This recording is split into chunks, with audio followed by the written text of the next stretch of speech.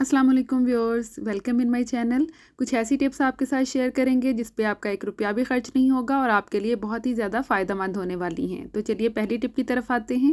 पहली टिप जो है वो पाँव की उँगलियों से रिलेटेड है। सर्दियों का मौसम जैसे ही शुरू होता है तो अक्सर लोगों की पाँव की उँगलियाँ जो हैं वो सूज जाती हैं, सुर्ख हो जाती हैं और इनमें बहुत ज़्यादा तकलीफ़ होती है, जूता पहनने में भी बहुत मुश्किल होती है। तो इसके लिए आपने एक चीज़ जिसका ख़ास ख्याल रखना है वो सॉक्स हैं।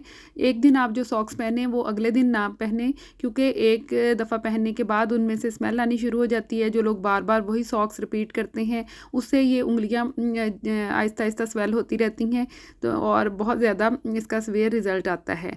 तो जो टोटका आपने इस्तेमाल करना है वो है अचार का तेल। देसी अचार अक्सर जिन घरों में यूज़ होता है वहाँ पे उसमें जो तेल होता है वो आप यूज़ कर सकते हैं। वो किसी भी अच्छी ट्यूब से ज़्यादा इफ़ेक्टिव होगा, क्रीम से बहुत बेहतर होगा। इस तरह से उसके साथ आपने 5 मिनट तक आप अपनी उंगलियों की मसाज करनी है।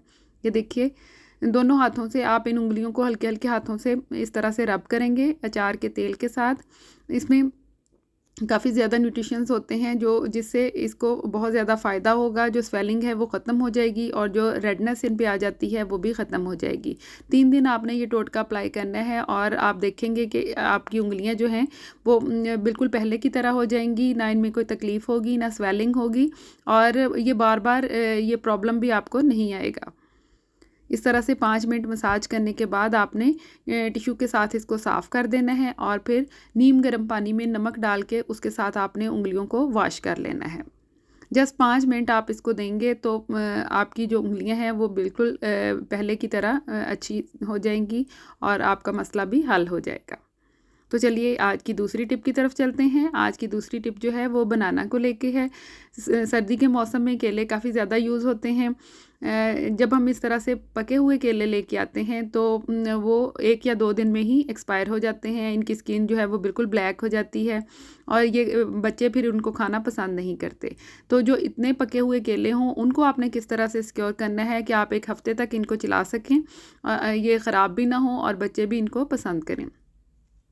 जो इतने पके हुए केले हों उनको आपने जस्ट बाँच से अलग करना है। इस तरह से कोई भी बाउल ले लें और उसके अंदर अलग अलग करके इनको इस तरह से रख लें। बास्केट आप यूज़ कर सकते हैं सुराखों वाली और या कोई भी बड़ा बाउल यूज़ कर सकते हैं। इनको जस्ट आपने अलग अलग करना है। इसके ऊपर कुछ भी रैप करने की ज़रूरत नहीं है। जस्ट जब आप इसको गुच्छे से अलग कर लेंगे तो इसमें जो बहुत ज़्यादा तेज़ी से पकने की सलाहियत होती है वो ख़त्म हो जाती है और ये आप 5 से 7 दिन तक आसानी से इस्तेमाल कर सकते हैं। ये देखिए, ये 4 दिन के बाद का रिज़ल्ट आपको दिखा रही हूँ। ये बिल्कुल उसी कंडीशन में है। तो चलिए आज की तीसरी टिप की तरफ चलते हैं। आज की तीसरी टिप जो है वो अंगूठियों से रिलेटेड है। जब भी हम अंगूठी पहनते हैं और काफ़ी दिन तक पहने रखते हैं, कई दफ़ा इस तरह से वो फंस जाती है। समटाइम घर में कोई और अवेलेबल नहीं होता कि इसको धागे के साथ या किसी और तरीके से खींच के उतार दें या आपकी हेल्प करें। आप अकेले हों अगर, तो आपने इसको किस तरह से उतारना है उसके लिए आप वैसलीन यूज़ कर सकते हैं। ये बेहतरीन रिज़ल्ट देती है। इसका थोड़ा सा पार्ट इस तरह से आपने लेके उसको अपनी उंगली पे अप्लाई करना है। इससे आपकी उंगली चिकनी हो जाएगी और जो अंगूठी है वो आप उसको आहिस्ता आहिस्ता गोल गोल घुमाएंगे तो वो नीचे की तरफ आना शुरू हो जाएगी। ये मैं आपको उतार के भी दिखाती हूँ।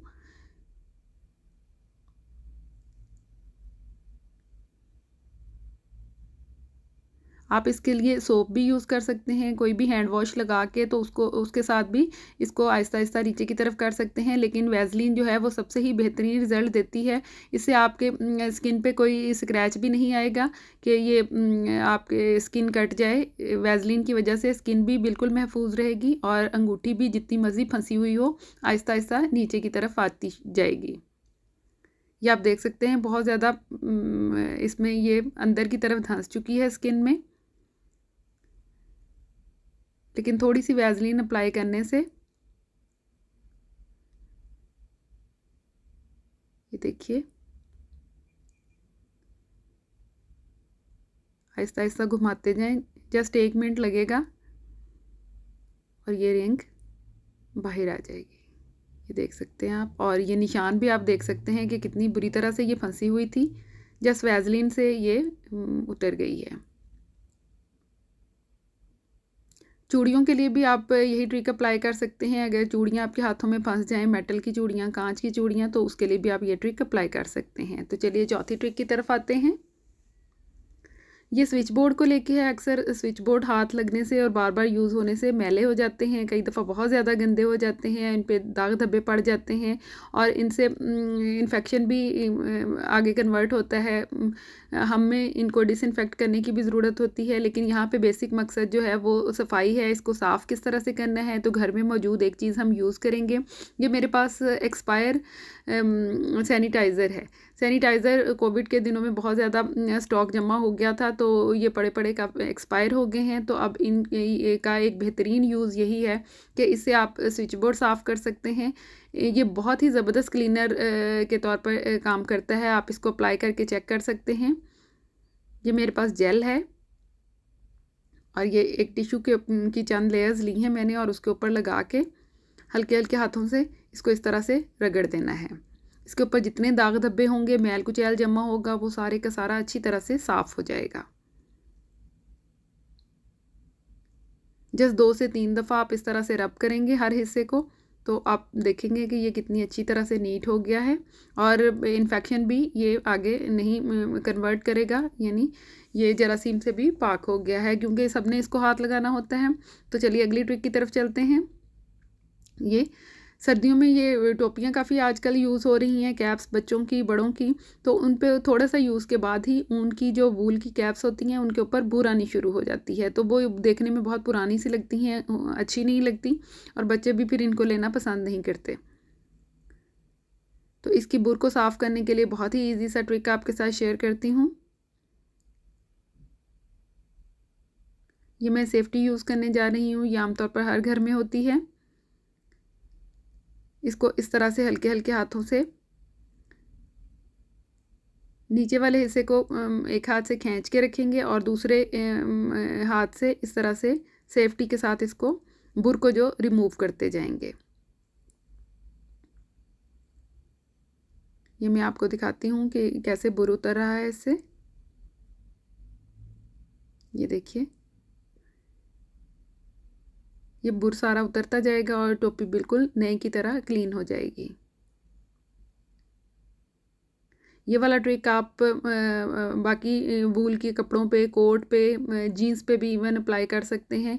ये जितनी भी बुर होती है ये सारी की सारी साफ़ हो जाती है और अक्सर कपड़ों के ऊपर ब्लैक कपड़ों के ऊपर सफ़ेद सफ़ेद धागे लग जाते हैं, उनके लिए भी आप ये ट्रिक अप्लाई कर सकते हैं। वीडियो यकीनन पसंद आई होगी, लाइक कीजिएगा। अल्लाह हाफ़िज़।